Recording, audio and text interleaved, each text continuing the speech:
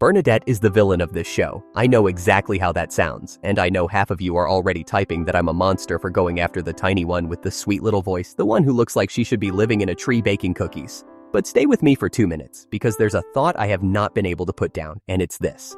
Out of all 9 of these people, the most ruthless, the most genuinely frightening, the one who cuts corners the rest of them wouldn't even look at, is her. The 4'11" blonde with the voice like a music box. And here's the part that took me a long time to get to. It's not that she yells. It's not the temper. It's not even that she's mean, because lots of sitcom characters are mean, and we never call them villains. What actually stopped me cold was something a lot quieter and a lot worse. Bernadette didn't turn out this way by accident, and she didn't come from nowhere. She was built in a very specific workshop by 2 very specific people to be exactly the weapon she became. And the cruelest detail of all, she has absolutely no idea it happened. So I'm not talking about a woman with a bad attitude. I'm talking about a victim. A real documented childhood victim who survived the only way the brain knows how to survive that particular kind of house. By becoming the exact thing that was hurting her. And then the writers do something I still can't believe they pulled off on a Thursday night comedy. They marry her to a man who spent his whole life running from his mother. And then slowly, deliberately, over 9 seasons, they turn her into his mother, voice and all. That right there is the engine of this whole video. The victim who became the villain. Not because she's evil. Because when you grow up squeezed between a father who bullies and a mother who cages, there are only 2 doors out of that room. You can break, or you can become the one who breaks other people. Bernadette took the second door, and she took it so completely that she can stand in front of a mirror, look at the most feared woman in 3 counties, and honestly see a sweet little girl who just wants to bake cookies. That hooked me, and it would not let go. Hey, take a seat on Cooper's couch. I want to walk through this with you, scene by scene, because once you see it, you cannot unsee it. And I'll warn you up front, I'm going to use a couple of real psychology terms in this one, because a friend of mine who actually studied this stuff in school helped me put it together. So today, we're going to learn something too. And we're going to start where it always starts, with the house she grew up in. Let's talk about her father first, because you can't understand Bernadette without him. Mike Rostenkowski, retired police officer, and the show tells you everything you need to know about this man before you ever see his face. Remember the scene where Bernadette is prepping Howard to meet him. She hands him a list of subjects he is not allowed to bring up.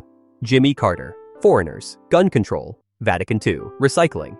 And, oh yeah, the fact that Howard is Jewish. That's not a quirky in-law bit. That's a daughter who learned, very young, that there are landmines all over the house, and her job is to memorize where they are. She even tells Howard the rule. If her dad is yelling, that's actually a good sign. It's when he goes quiet that you back away. Slowly, in zigzags. Sit with that for a second. That is a child's survival manual. This is a man the show openly describes as rude, as a bully, a guy who cracks walnuts in his bare hands and carries his gun in retirement as his words, a fashion statement. He calls her his little girl, and there's real love in it. I'm not denying that. But the lesson this little girl absorbed at the dinner table every single night was simple. The world only respects what it's afraid of. Be soft and you get steamrolled. Be scary and you get left alone. She learned it from a master. Now the mother, because this is the other jaw of the trap. If the father taught her to be feared, the mother taught her what happens to a woman who isn't. Bernadette's mom was the warden. She picked out Bernadette's clothes every single day, and not just when she was a kid, when she was a grown adult. She wouldn't let her ride a bicycle because she was afraid Bernadette might hit a bump and lose her virginity. She ran an illegal daycare out of the basement, and Bernadette, one of 6 kids, got handed the younger ones to raise. She did the mothering before anybody ever mothered her. That's why, to this day, she can't stand kids. She already did her tour of duty in a basement before she was old enough to drive. So picture the whole house now. A bullying cop on one side, a smothering warden on the other, and one tiny brilliant girl in the middle, learning 2 lessons at once. Power is the only safe place to stand. And a woman with no power ends up choosing clothes for someone else's life forever. And here's my favorite theory in this entire thing, the one I keep coming back to. Bernadette thinks she escaped that house. She really does. She got the PhD in microbiology. She got the job at the pharmaceutical company. She got the salary that, and she'll tell you this herself, is bigger than every man at that table put together. Leonard once said you don't go into science for the money. And she shot back, speak for yourself. She built a life that looks like the photographic opposite of her mother's apron and basement existence. But here's the trap. When you build yourself as the opposite of someone, you're not free of them. You are bolted to them. You only know who you are in relation to the thing you swore you'd never be. And there's an actual term for what happened to her in that house. Identification with the aggressor. It's what happens when a kid spends years under someone they can't beat and can't escape. The brain does the one clever thing it can. It stops being the victim and starts becoming the aggressor, so it never has to feel that small again. Bernadette didn't run from her father's playbook. She memorized it, and then she went pro. Watch how cleanly it maps once you see it. Her father bullies people and feels fine about it. Bernadette, and this is canon, runs her lab and her career in ways the show flatly calls unethical, and she admits it cheerfully, like it's a fun fact about herself. Her father rules by fear. Bernadette weaponizes the one thing nobody sees coming, that music box voice, the 4'11" frame, the cardigans. She told Penny once that she's sneaky, and then added, "Yeah, but I'm little, so it's adorable." She knows. She knows the cuteness is camouflage. That's not innocence. That's a hunter who's figured out her own best disguise. And she learned to run that disguise early. The show drops it in passing, easy to miss. As a girl, Bernadette did the beauty pageant circuit. Miss California Quiznos, 1999. Think about what a pageant actually trains into a kid. It trains a child to walk into a room full of judges, produce a flawless smile on command, and get rewarded for how convincingly she can perform sweetness. The smile isn't a feeling, it's a product. She's been manufacturing it under pressure since before she could drive, and by the time we meet her, it's so seamless that even she believes it's real. And then there's the part that, honestly, I think is the darkest joke this show ever told, and most people laughed right past it. The voice, not the sweet voice, the other one. Because when Bernadette gets truly deeply angry, she stops sounding like herself, and she starts sounding like Debbie Wolowitz, Howard's mother. The loud, domineering, terrifying woman Howard lived with until he was almost middle-aged, the woman whose whole personality was a yell from another room. Remember the hospital scene? Howard scares his mother half to death, and Bernadette turns on him in that exact booming voice and calls him a putz, and walks out. And Howard just stands there, stunned, because for 1 second he's 10 years old again, in trouble with mom. Now connect the dots. If you saw my video on Howard, you already know where this is going.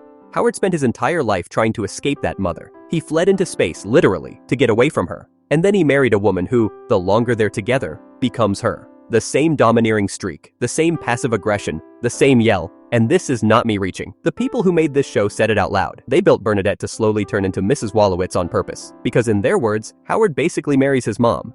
Think about how cruel that is as a piece of writing. The two most damaged kids in the cast find each other, and the show's idea of a happy ending is locking them into the exact dynamic that broke them in the first place. And it goes deeper than the voice, because look at the shape of the marriage itself. Bernadette grew up watching exactly one couple up close. A hard, loud, hyper-masculine father, and a soft, overpowered mother who barely got a word in edgewise. That was the only blueprint for marriage she ever had. So what does she do when she builds her own?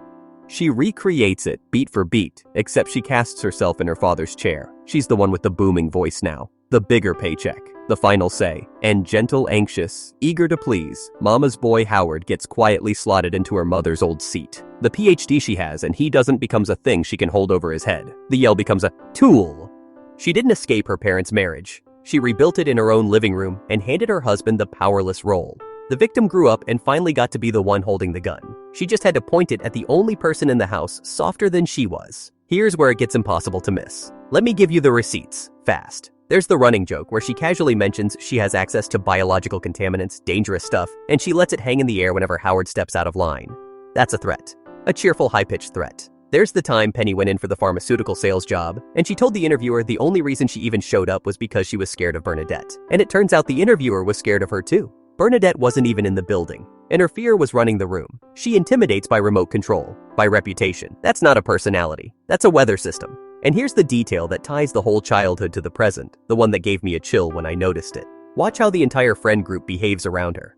Howard butters her up before he asks for anything. Penny watches her words. Raj goes to her for permission like he's asking a parole officer. The whole table quietly reorganizes itself around the smallest person in the room, constantly reading her mood, figuring out whether it's safe to speak. Where have we seen that before? It's the exact same choreography Bernadette herself learned as a kid, tiptoeing around her father, memorizing the landmines, watching to see if he'd go quiet.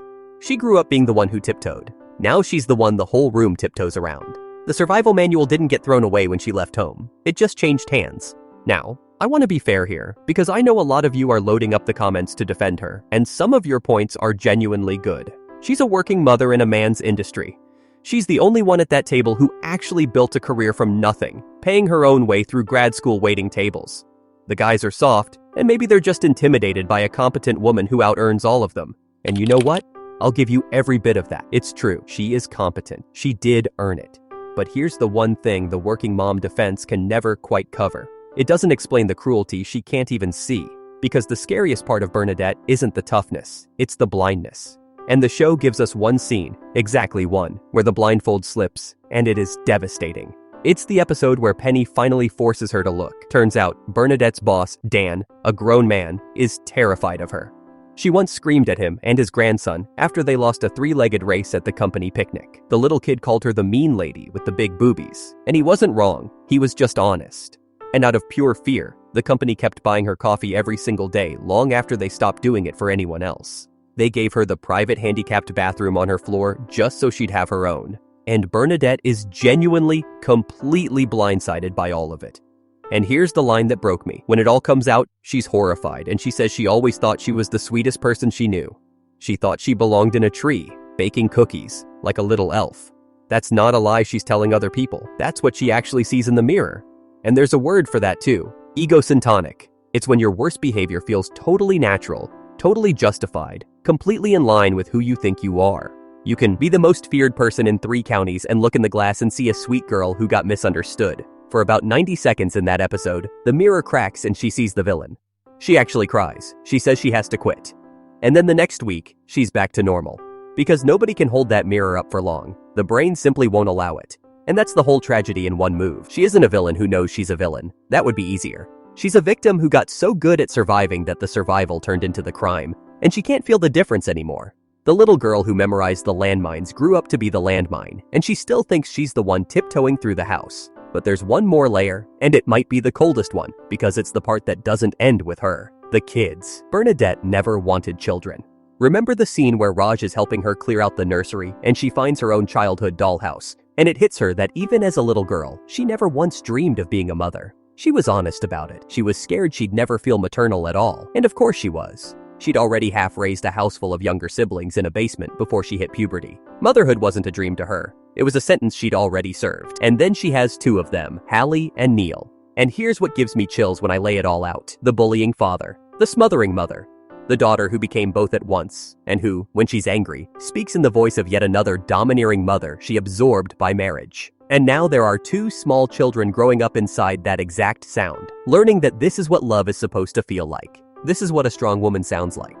In 20 years, if Hallie gets her own spin-off, we would be watching this same dynamic for the 3rd generation in a row. Because that's how this stuff actually gets passed down, not in the blood, in the model, in the sound of the voice that tucks you in at night. Let me land this without any filler, because if you take one thing from this whole video, let it be this. Bernadette is not a comedy character who happens to be mean. She is a slow, careful chronicle of what a suffocating house does to a smart little girl who refused to drown in it. She didn't pick up the villain because something was rotten in her. She inherited it, brick by brick, from a father who taught her the world only respects what it fears, and a mother who taught her that a woman's entire life can fit inside a basement. She built a fortress out of the exact bricks that once caged her, and she never noticed she was still inside. The victim who became the villain. And the bitterest word in that whole phrase is became, because nobody is born sounding like Debbie Wallowitz. Nobody is born terrifying their own boss into buying them coffee. You have to be made that way, slowly, by people who were probably made that way too. Mike and Mrs. Rostenkowski made her. The show, for laughs, finished the job. And now, quietly, off camera, she's making 2 more. So the next time you watch her flash that sweet little smile and hear that music box voice, just remember what's standing behind it. A scared kid who learned that the only safe person in the room is the one everybody else is scared of. And if you can't laugh at her quite the same way anymore, well, welcome to the couch. You're one of us now. That's it for today. I'm honestly going to go feel a little bad about every time I laughed at her over the last 9 years. But before you go, stay right here on Cooper's couch, because next time we're talking about the one knob Odie and that group ever really fought for. The man who was quietly vanishing in the back of every single scene while we were busy laughing at everyone else. The saddest man in the whole show. Stuart, hit that bell so you don't miss him. Thanks for watching, and take care of each other.